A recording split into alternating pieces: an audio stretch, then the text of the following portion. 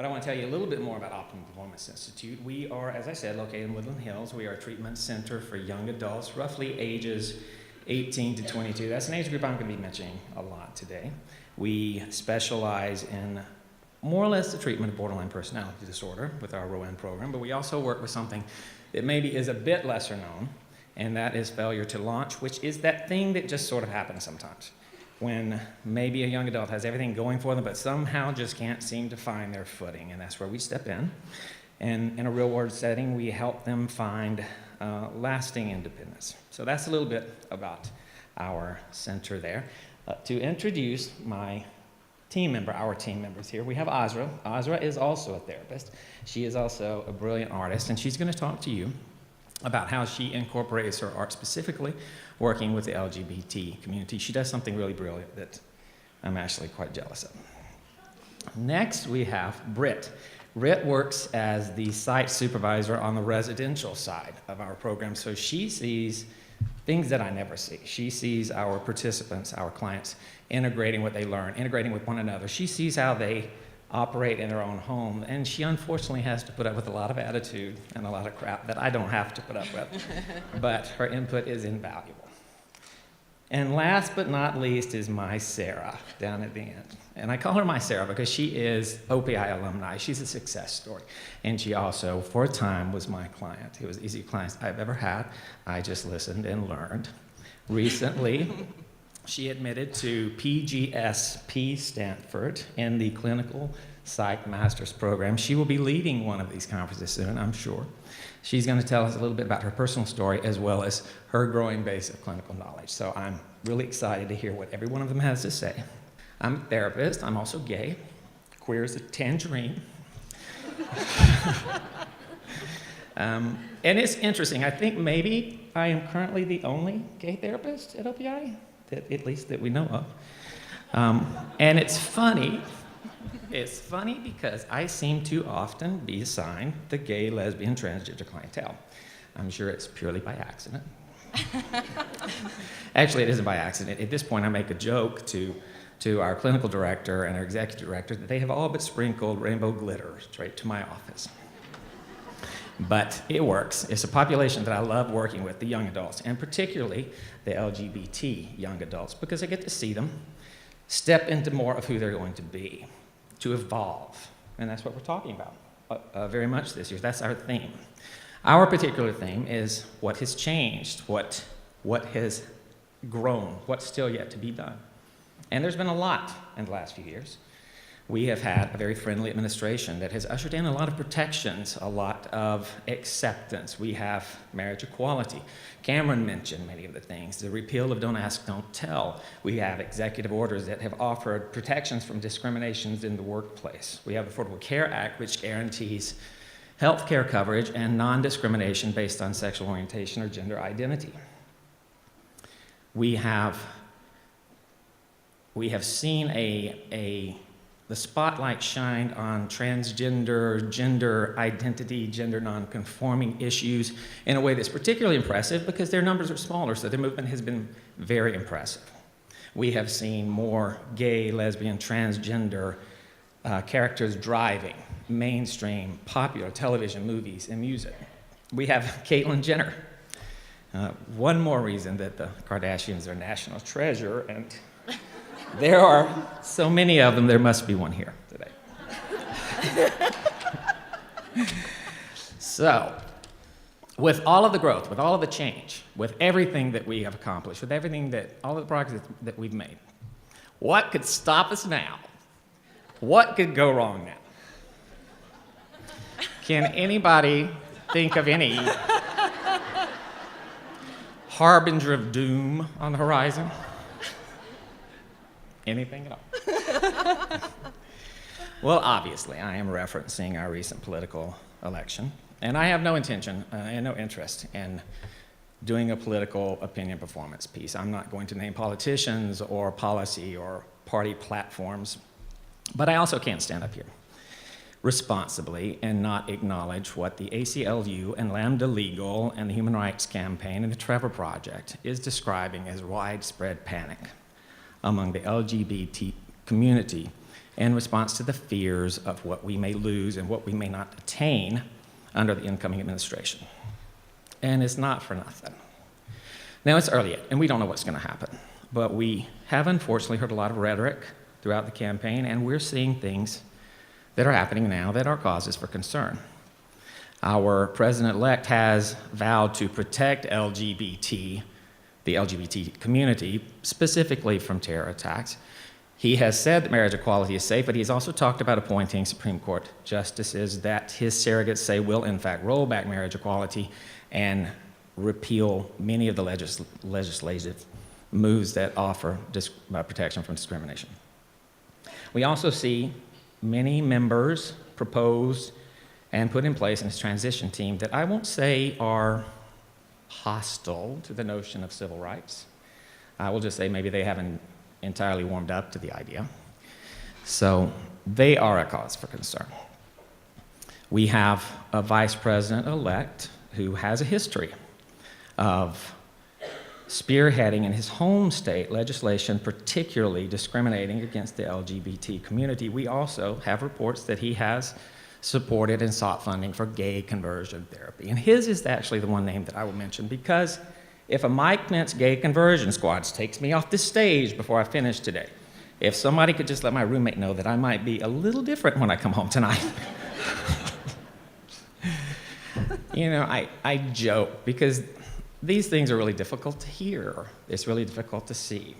And again, we're hearing that marriage is to be between one man and one woman, and to open it up to anything else corrodes the fabric of society. It opens it up to marrying your pet or your appliance.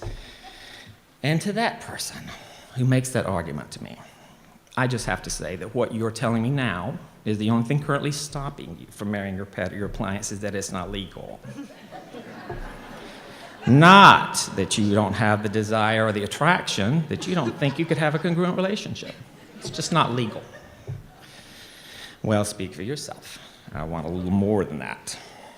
We also, again, are hearing the debate about who should be deciding what restrooms that they use, and that it should not be based on your gender identity. It should be based on your actual gender. And we hear the arguments that I don't want to be standing naked in a public restroom with a member of the opposite sex.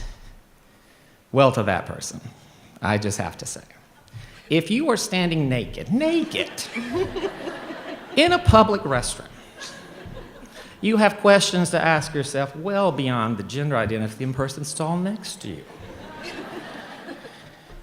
So, obviously I'm being facetious. I'm making light of it because I don't really know what else to do. Because we are seeing all of these reports again. We're seeing these stories, things that we haven't been seeing so much of in the last few years. And you know who else is seeing them? Our clients. Those of us who work in this field, they're seeing it too. They're the ones that I'm sure many of you are already seeing come into your office struggling with the way that they feel about this. I'm sure many of us are struggling with the way that we feel about it.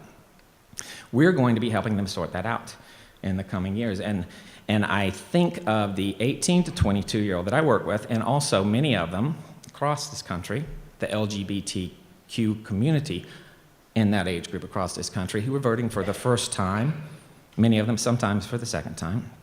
And I think that they have grown up in the last 8 years with the administration, with all of the freedoms, with all of the extensions of rights and guarantees and protections that we've all spoke about today. And they went into the voting booths and they voted with that message of who they are and who they can be and what possibilities are. And then, the next morning, they woke up, we all woke up to very different messages all across this country. I think of the 10 to 14-year-olds now who will be voting in the next election and election after that. What messages are they going to receive? Who are they going to come to believe that they are? How will they internalize these messages, and how are we going to help them sort this out? How do we do it? No, I mean, really, how do we do it? Because I don't have an answer. I don't have an answer yet. I don't. But that never really stops me from giving one. So I think that we have to listen to everybody. We have to listen to what everybody's saying, what everybody's feeling. I think that could be a message of everything that's just happened. I think that we have to know what our rights are and what they should be and how we can strive to achieve them. I think that we as individuals, as clinicians, have to know very clearly who we are and where we stand on our own issues related to gender and identity. We have to be very solid in our lives and our agendas. And that's not so that we can bring it into the therapy room with our clients and impose it on them. It is so we aren't shaken by their doubts and their fears and their questions and their emotions. It's so that we can help them figure out how they feel and who they are. And if we have the client who has views very different from our own, we also have something to offer them.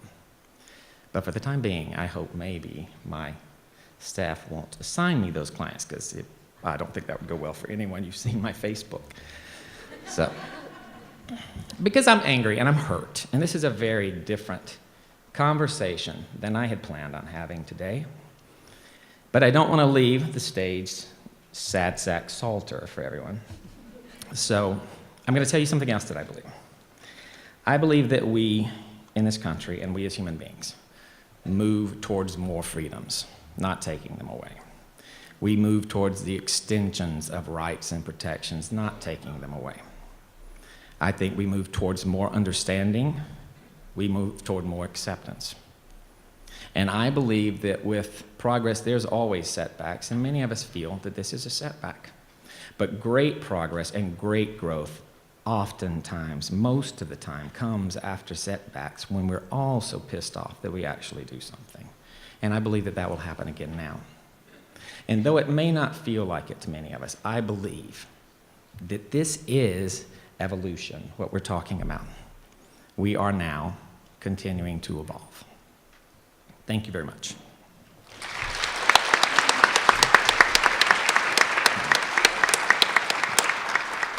Next up, we have Azra. And as I said, Azra does something with her clients. She helps them, the LGBT clients, envision what life can look like for them, what they themselves can look like, and then she helps them create that with art. It is beautiful to see. She'll tell you about that and much more. Azra?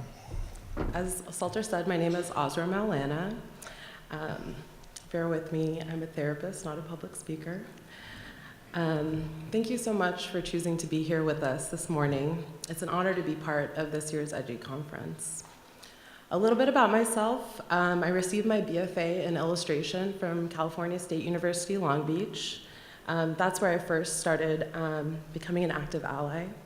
I then went on to receive my master's in marriage, family therapy, and art therapy from Phillips Graduate University. I now work with these wonderful people at Optimum Performance Institute, or OPI, not the nail polish, as a therapist. And I also work as an adjunct faculty member at Phillips Graduate University, where I am a research advisor to art therapy students writing their research papers. Research is incredibly important in art therapy because art therapy is relatively new within the field of psychology. Some of you may be asking, what is art therapy exactly? I find that each of my colleagues has their own way of describing it. It truly is complex. It can be used to accomplish a variety of things in the therapy room. In utilizing art in conjunction with talk therapy, my clients and I have been able to explore maybe obvious things like process. We can process comment or challenge their process. I love doing this with perfectionism. Art is inherently grounding and mindful. It engages the senses. We can also use art for diagnosis and assessment.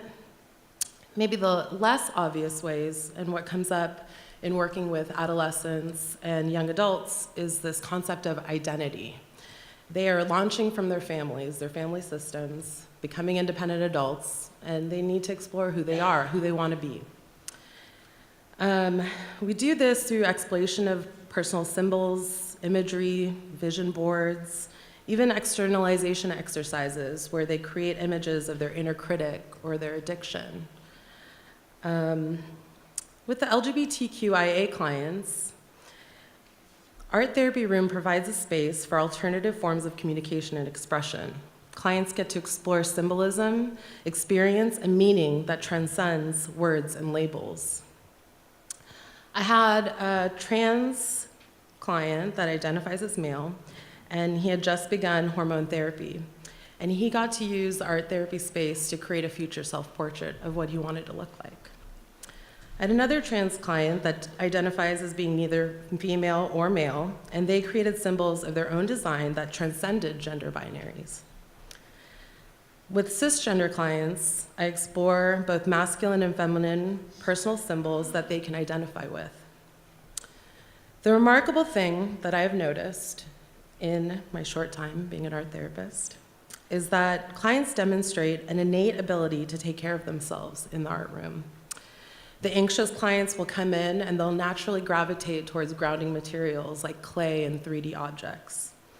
They'll do rhythmic, repetitive work that kind of soothes them. With clients who have psychosis, they'll naturally gravitate to materials that are much more controlled, like pencils and markers. I rarely see them go for paint. So this has been an important observation for me as an art therapist, that people intuitively know what they need, even if they can't articulate it. This brings me back to the research. And what research tells us is that when we're working with children, as most of you know as therapists, art and play are key therapeutic interventions. In fact, the less the therapist does, the better. The child intuitively approaches the materials and guides the session. They heal themselves through art and play. Research also tells us that we as people lose this ability to allow ourselves to intuitively engage with art and play. Typically, within adolescence, we begin to become more self-conscious, accepting notions as, I'm not artistic, I can't draw, my sister's the creative one. However, my having a background in illustration and being artistic actually served as an obstacle in fully participating in art therapy initially. I had to let go of my idea of what the end product should look like so that I could value the process. I had to give myself permission and my clients permission to explore what felt appropriate in making art. So I like this question, what's changed? Can this lesson in art therapy speak to our clinical approaches in working with LGBTQIA clients? Are we as clinicians willing to set aside our preconceived notions of how things should be, what they should look like, to allow for the LGBTQIA clients' innate sense of knowing and being? I want to automatically say yes. I consider myself open-minded, and as relatively a new therapist, I'm used to not being the expert, which makes it easier to let my clients lead. However, that is oversimplifying a very complex issue. We must reconsider what we perceive as appropriate treatment goals, language, assessment, approaches, and support. Are we having this discussion? Are we considering policies to put in place? What are we basing our policies on? Are we contributing to an insular treatment experience? There are obvious challenges. For instance, at OPI, we're a residential treatment center. We typically segregate apartments by gender, but why? Is it an attempt to dissuade clients from having sex? Then what about our policy on gay and lesbian clients? In our treatment settings, are there safe and secure bathrooms available to our trans clients? Then there are the perhaps less obvious questions. Are our goals for clients informed by dominant culture or the client? Are we already compromising that therapeutic alliance before the first session has begun by the language we use in our advertising and our paperwork? What about our treatment plans? Are we exploring both biological families and families of choice? Are we asking clients to distinguish their sex, gender identity, gender expression, sexual behavior, sexual orientation, and sexual identity as part of our initial assessment? What about working with cisgender clients that don't identify as allies, especially in a residential setting where the milieu is comprised of any LGBTQIA clients? Are we encouraging tolerance and acceptance? We can't know all the answers. However, we can leave space for our LGBTQIA clients to show us what they need. Thank you.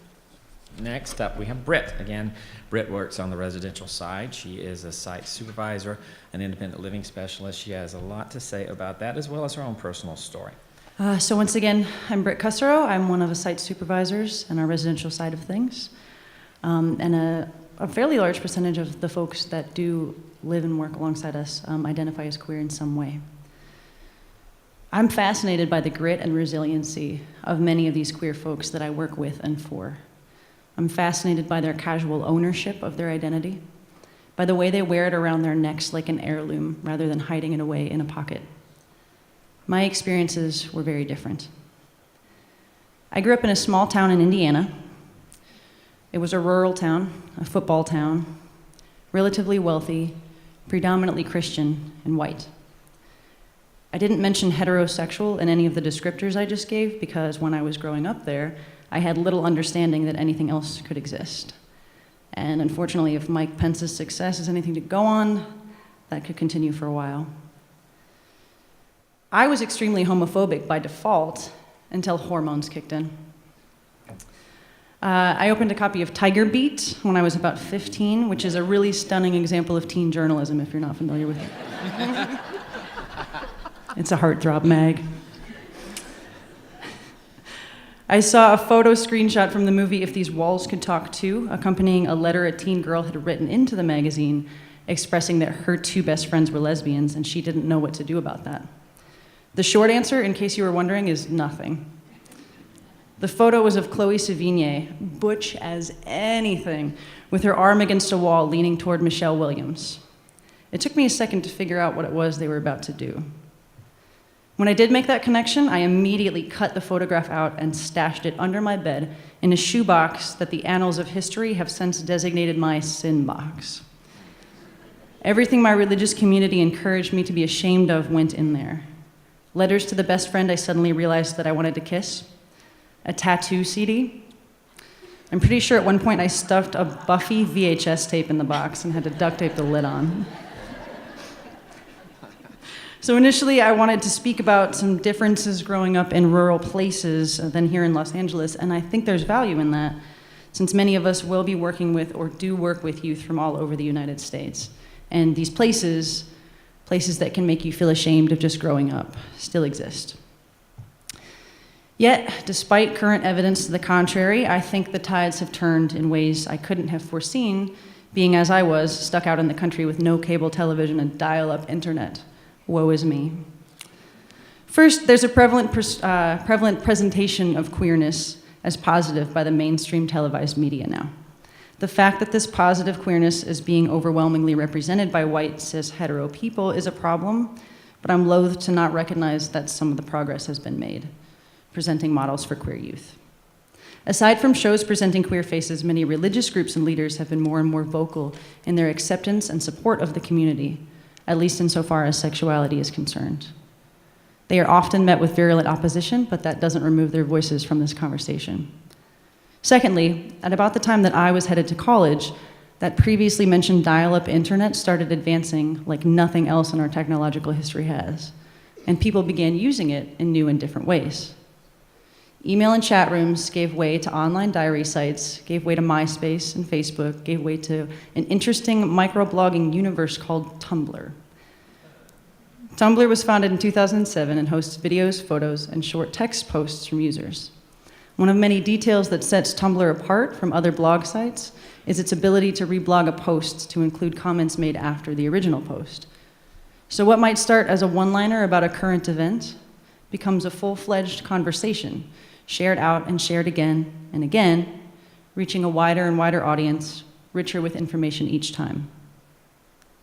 Tumblr has also become a safe space for queer youth who have found it more difficult to be themselves in the real world they inhabit, whether that's due to political climate, religious overtone, or a combination of queer identity and mental health issues that make real human interaction difficult or seemingly impossible. All of this is wonderful. What's interesting about it is that it seems to have created a pendulum swing with regard to the idea of an identity crisis. Where I was other as a child, communities are being created now that are other-specific, celebratory and loud, and sometimes exclusive. It's not a new concept, but the implications are growing. Whereas I based my wardrobe on the first butch woman I saw on TV, kids are starting to base their entire identity around what it means to be queer. And that definition is growing more and more specific and more exclusive, even as we purport it to be vague and open-ended.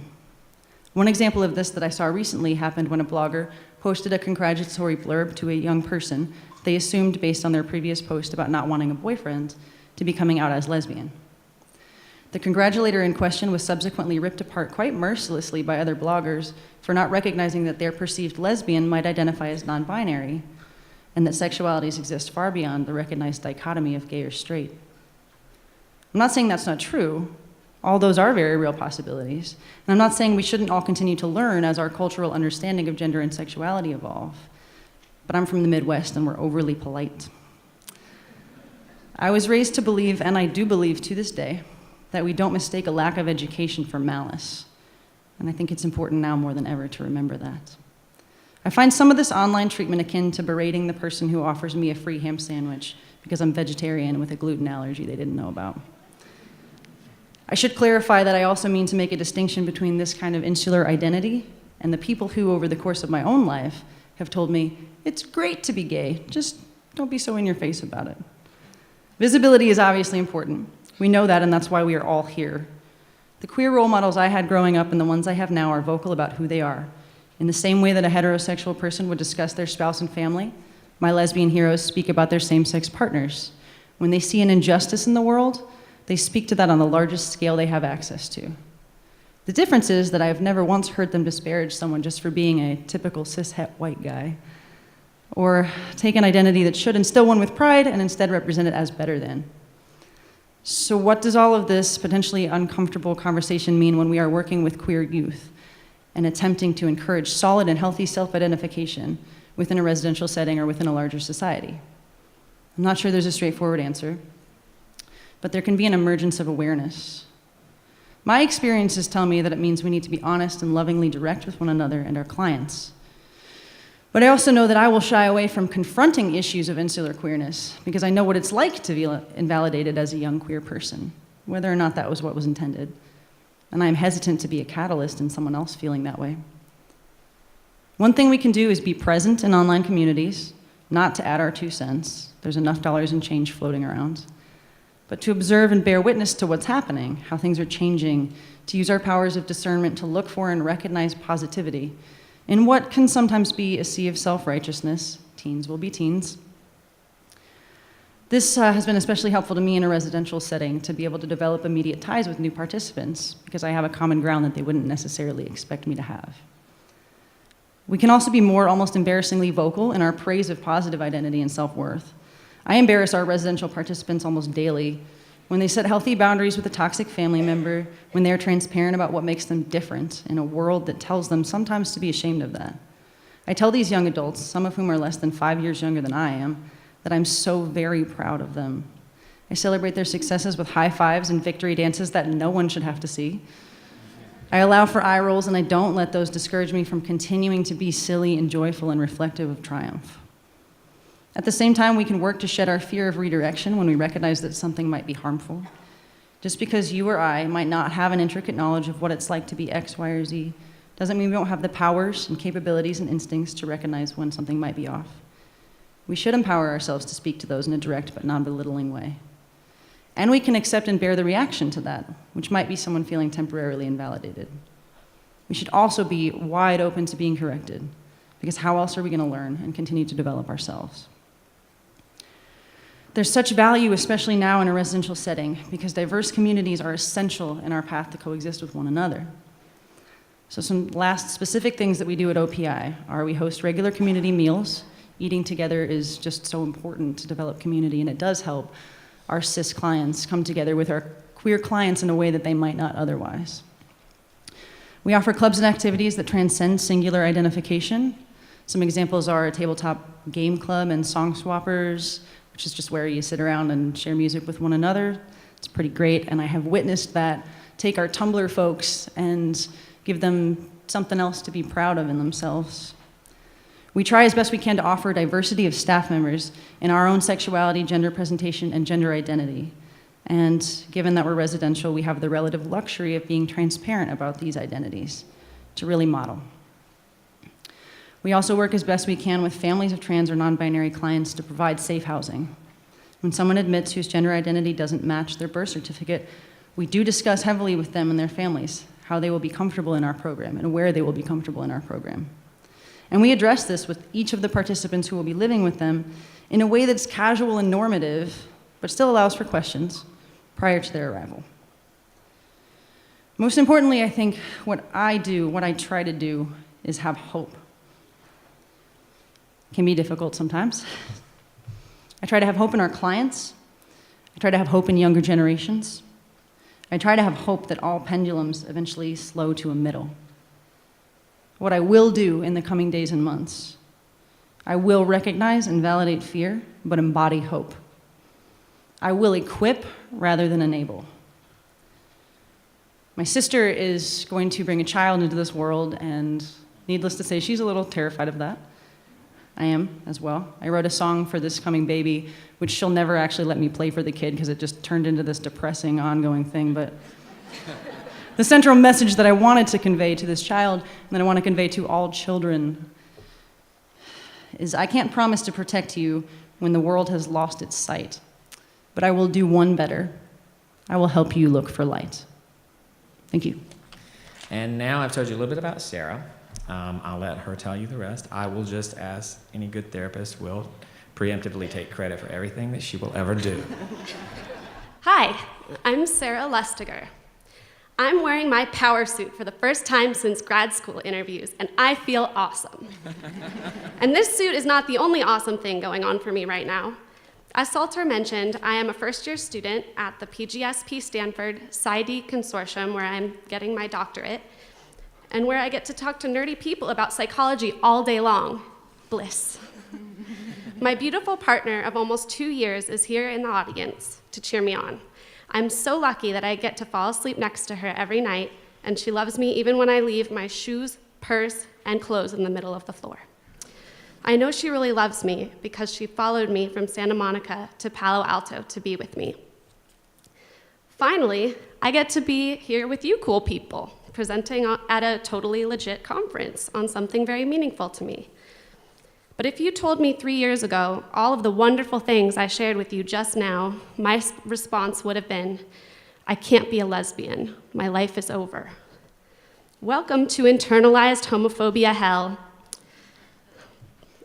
Trans individuals go through something similar called internalized transphobia, by the way.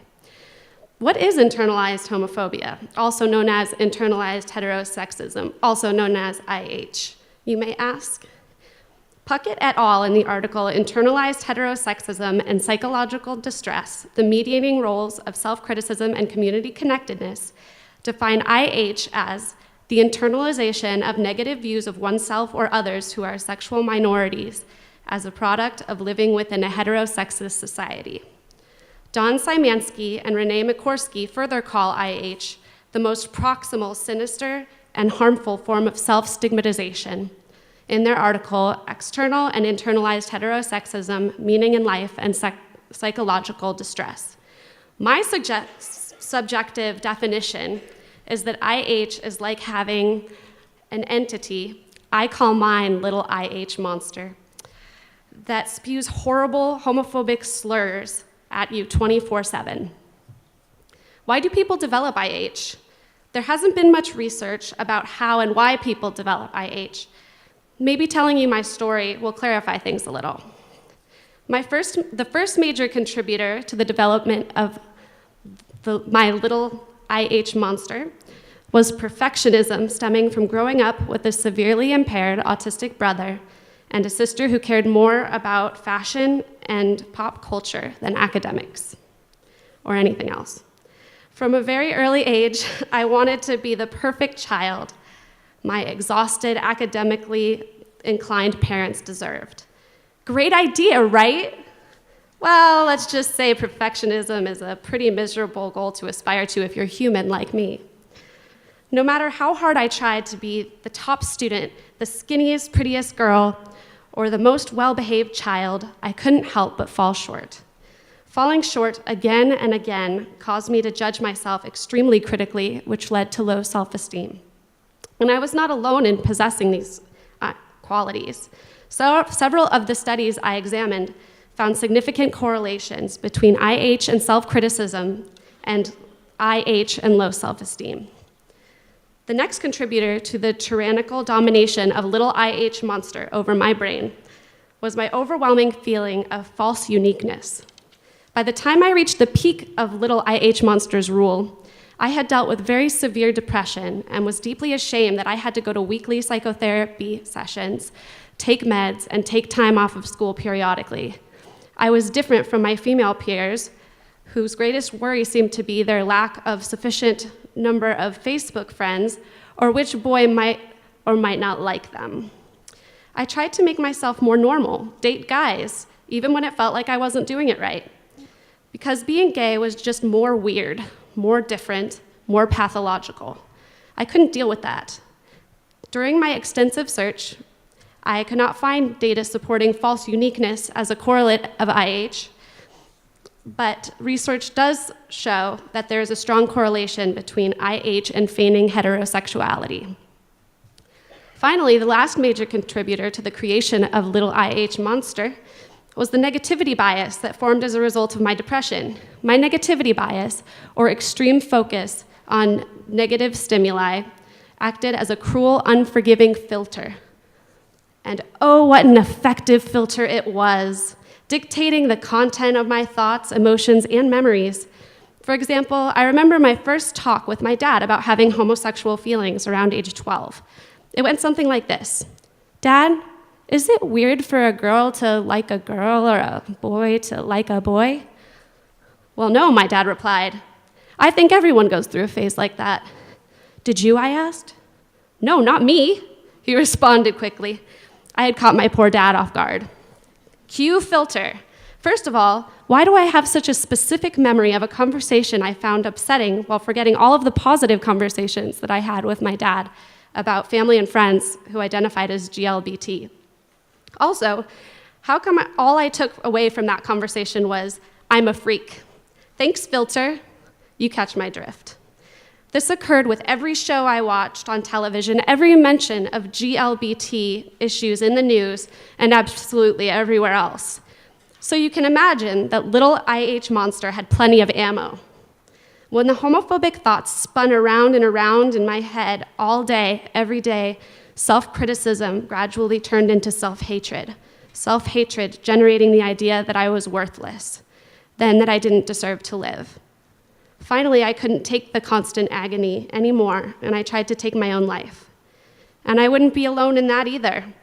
Though EDGY et al. Didn't find a significant correlation between IH and suicidality in their study, they did conclude that there was an indirect correlation because depression causes suicidality, and IH is correlated with depression.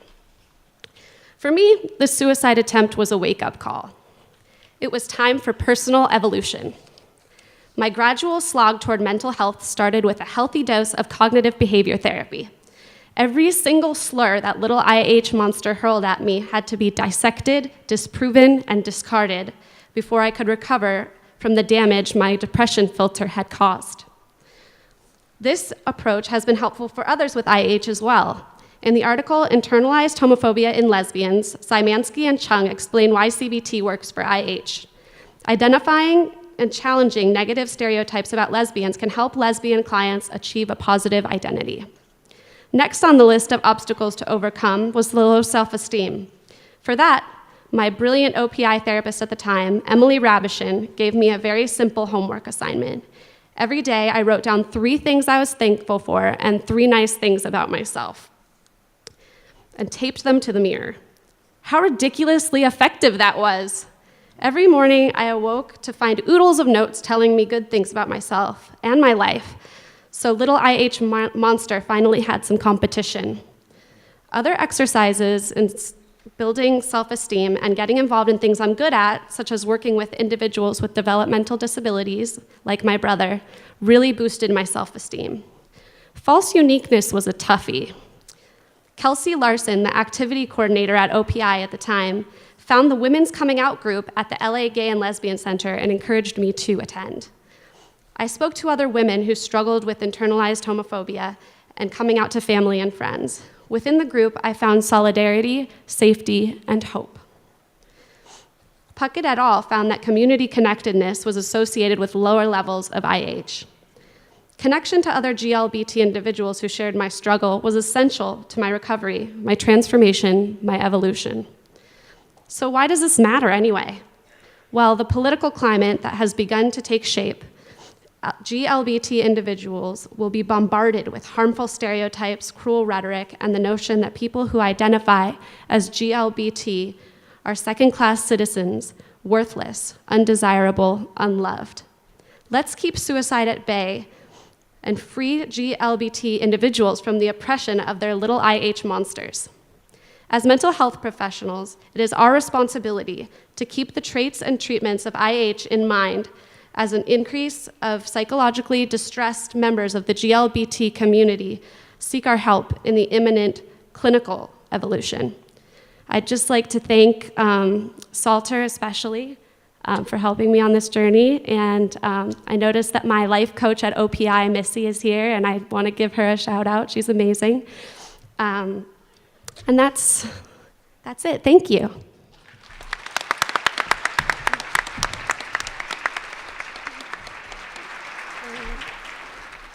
Thank you, everyone. Thank you, EDGY, for having us. Thank you for listening. This is our second year here. We're very proud to be here, and I hope you enjoy the rest of your conference. Thanks again.